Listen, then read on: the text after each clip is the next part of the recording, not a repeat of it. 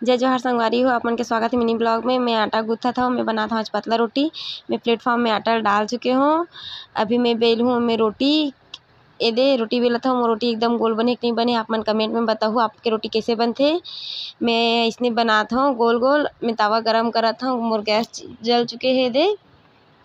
अदिति मस्ती करत है, रोटी बनाने देते।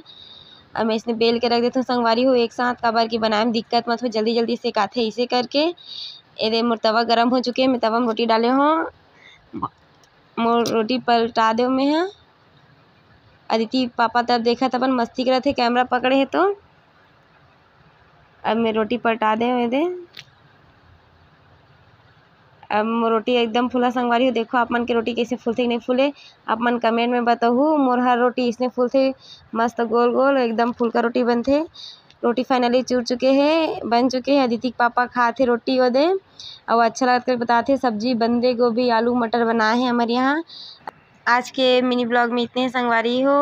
कमेंट में बताओ कि आज की वीडियो आप मन ला कैसे लगी। इसे वीडियो देखे पर धन्यवाद।